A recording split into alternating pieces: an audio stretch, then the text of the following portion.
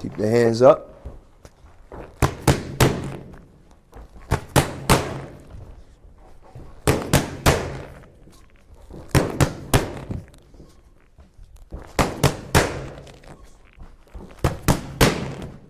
One more.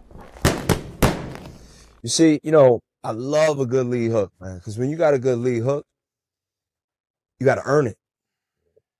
A lot of times you'll see folks just throw a wild hook out there. They're just throwing it out there.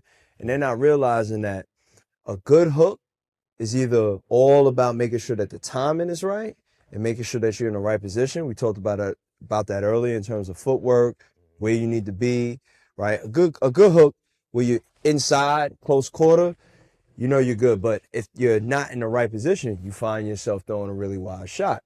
But on top of that, just like what we worked there, right? Making sure that you land a jab, a cross, and then that jab and cross is designed to line up for the hook, right? I just feel like there's so much correlation. It's a ton of correlation. But in regards to this hook, as you can see, when I throw that hook, I'm a little bit more open.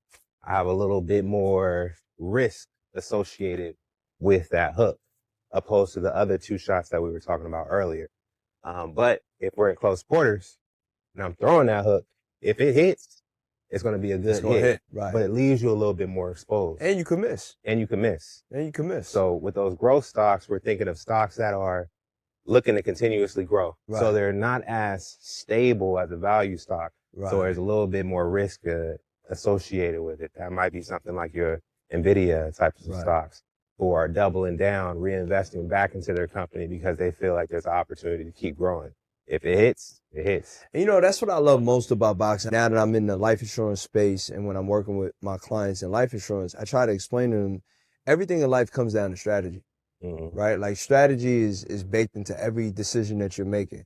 And when you're in the ring and when you're boxing, every punch is a decision that you're making that usually leads up to the next punch, right? Just like if you were playing chess, you're thinking maybe literally 10, 20 steps out to know that I'm going to have the jab and it's going to connect to the cross. So that makes so much sense when I think about finances and all the different financial instruments that you have, because essentially you can't just go into the fight blindly, right? You got to have some kind of framework, even though you may not have an exact plan, but in principle, the different pieces on the board to move with proper strategy. For sure. That's what we preach so much at our company at Black Lines.